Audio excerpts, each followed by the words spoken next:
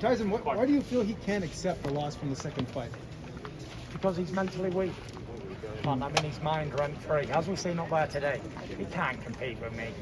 All the stuff he spouted, he hasn't got no answers for. Can't answer the questions. Being that he's had such a hard time dealing with it, do you feel in this third fight, with the pressure of everything that he said, that mentally he's at a severe disadvantage? Yeah, for sure. He's at a severe disadvantage because he's done all this accusation and now he's got it all to back up.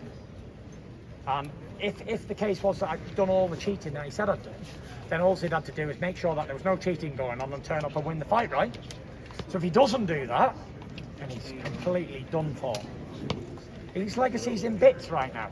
It was all good because any man can lose a fight, but not come out with all the rubbish excuses he come out with. That tarnishes a man's legacy completely. It was supposed to be that the winner of this fight would fight Joshua. Yeah.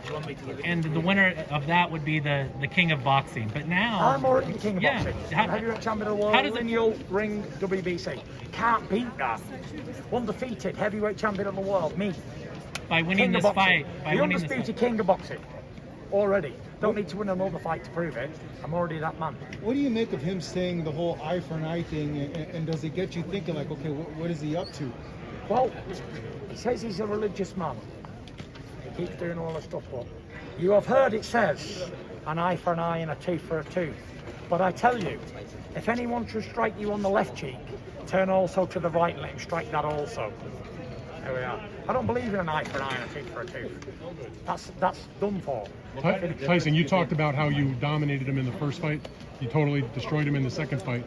How do you stay motivated then, knowing that you feel like you beat him so easily? I'm motivated. I'm getting paid a lot of money to be here, and I get another person on my record.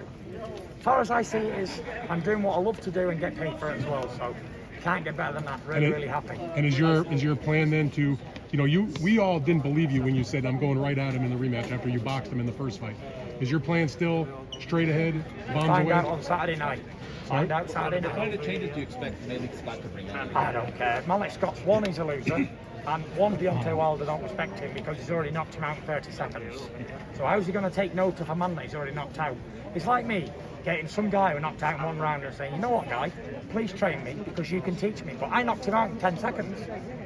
That's just not relevant. So, Tyson, what about Angelo Dundee never boxed before? Yep. So there's that that rebuttal to it that just because the guy got knocked out in the first round doesn't mean he can't train extremely well.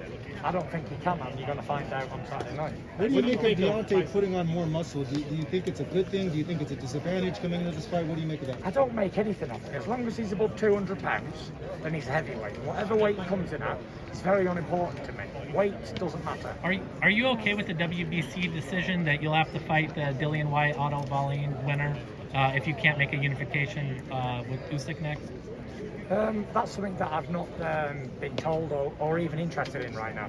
I've got Deontay Wilder to deal with first, and then me, my team, Mauricio will all sit down and we'll all make a decision on what's going to happen. You've had a couple bumps in the road. Obviously, you had the COVID, and then you mentioned your daughter. Thank God she's okay now. But is that to any detriment in your training camp? It hasn't made any effect on me at all. I'm totally fine, 100% fit and ready. Tyson, what's your response to Deontay seeming to think you had nervous energy, maybe because pacing around wouldn't take the seat? What's your response to that? I don't have any response. Deontay can make whatever he wants of it. What I made of it is he ran off the stage, didn't want to face me. Man to man, he was were you disappointed? not willing. No face on not Tyson? willing. Not disappointed, just expected. Yeah.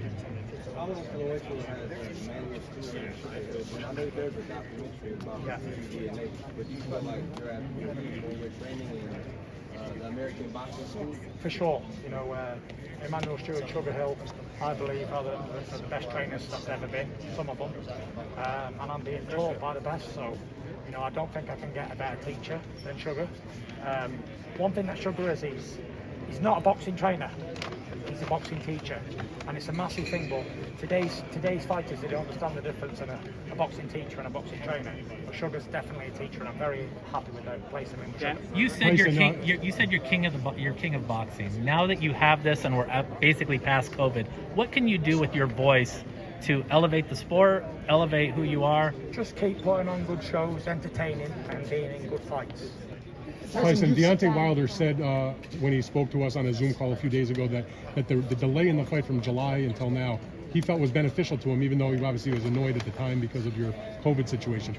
Do you view the delay as a positive or a negative for you? How I do you don't view really it? see it as a positive or a negative for the delay.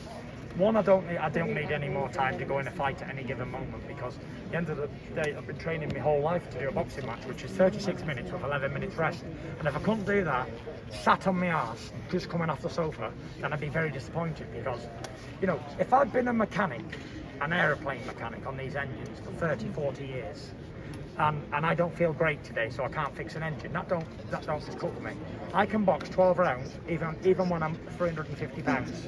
There must have been some That's what disappointment though 2 weeks before the fight though. No, Obviously, it's disappointment. I geared up, I was ready for a fight, but you know, shit happens and it's not the end of the world. Worse things have happened at sea, that's for sure. And Tyson, just to get technical for a second, how important are those feints that you have to winning Saturday night? Not important. The most important thing is that in the face, bang. Tyson, do you feel that this could be more competitive than the second fight? I don't know, and the answer to that question is don't really care. We'll find out Saturday night. Thank you guys. Thank you, Tyson.